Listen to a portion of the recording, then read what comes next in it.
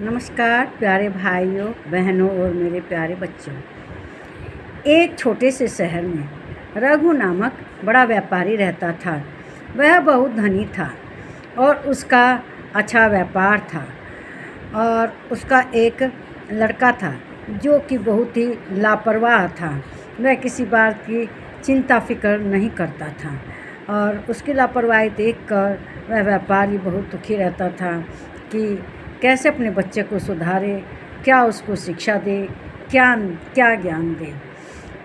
लेकिन उस व्यापारी ने एक दिन रात को स्वप्न में देखा कि एक साधु उसके द्वार पर आया है और उसने साधु का बहुत आदर सत्कार किया। साधु उसके घर आया, लेकिन ज्यों ही उसने उस साधु को छुआ, वह साधु छूते ही सोने का हो गया, वहाँ सोना ही सोना हो गया।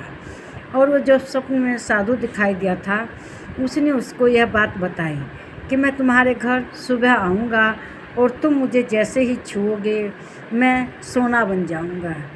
यह बात सुबह तक व्यापारी को याद थी। वह सुबह उठा और उसके घर उसी समय एक नाई आया। उसने सोचा कि पहले अपने बाल वगैरह बनवा लूँ, लेकिन उसने बात अपनी पत्नी से भी बताई कि देखो आज हमारे घर कोई साधु आएगा, उसको छूँगा तो वो सोने का हो जाएगा। लेकिन उससे पहले नाई आ गया। तो व्यापारी ने सोचा कि नाई से अपने बाल बनवा ले। तो नाई ने उसके बाल बनाने शुरू किए। अभी बाल बना ही रहा था कि दरवाजे पर किसी ने खटखट की। तो नाई ने दरवाज़ा खोला तो देखा एक साधु आया है। जब वह घर के अंदर आया तो व्यापारी को सेठ को सारी बात याद आ गई जो सपने में उसने देखी थी। और उस साधु ने उसको बताया था कि तुम मुझे छूना डंडे से और मैं छूते ही सोने का हो जाऊंगा, वहाँ सोना ही सोना हो जाएगा।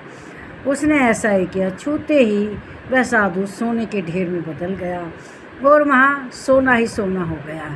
यह देख नाई ने सोचा कि ओह, किसी साधु को मारने से डंडे से वह सोना हो जाता है। अब यह देखकर नाई को बहुत ही आश्चर्य हुआ, लेकिन सेठ ने उसको कुछ सोना उसको दे दिया कि ये बात किसी से कहेगा नहीं। वह धन लेकर अपने घर चला गया। जब वह घर ले गया तो उससे बड़ा आश्चर्य हुआ कि उसने साधु को डंडे से मारा। वो मारते ही वो सोना ही सोना हो गया। अगर मैं भी किसी भिखारी को, पंडित को मारूंगा तो वे भी सोना हो जाएंगे। चलते समय उसको 3 भिक्षु मिले, 3 पंडित मिले जो कि साधु थे। उनसे कहा कि चलो मेरे घर चलो।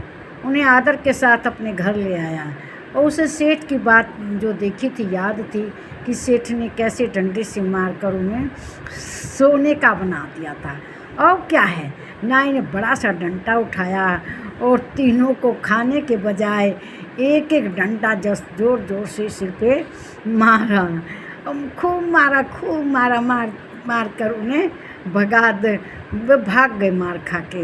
वे सोने के तो नहीं बचे बने, लेकिन राजा के पास शिकायत करने पहुंच गए कि महाराज, नाई ने हमें अपने घर ले जाकर तीनों को बहुत मार मारी है और हम लोगों को अधमरा कर दिया है। हम इसीलिए आपके पास फरियाद लेकर आए हैं। राजा के सिपाही नाई के घर गए, पकड़कर उसको राजा के सामने ले गए। जब नाई राजा के सामने गया तो उसने कहा कि महाराज, मुझे माफ़ करें, मेरी कोई गलती नहीं है, मुझे क्यों पकड़ के ले आए। तब राजा ने कहा कि तुमने इन पंडितों को मारा है, इन साधुओं को डंडे से, इसीलिए मैंने तुम्हें बुलाया है। इन्होंने तुम्हारी शिकायत दर्ज की है। तो उसने कहा कि मैंने मारते हुए सेठ को देखा था। सेठ ने साधु को मारा और वहाँ सोने का ढेर हो गया, इसीलिए मैंने उसको मारा। इनको मारा कि सोना बन जाएंगे। तब सेठ ने कहा कि महाराज, मैंने रात को स्वप्न देखा था कि एक साधु आएगा मेरे यहाँ और मैं उसको डंडे से छू दूँगा। उस साधु ने ही सपने में कहा था और मैंने जैसे ही छुआ वो सोना बन गया। अब इसके सामने वो आया साधु हमारे घर। नमस्कार।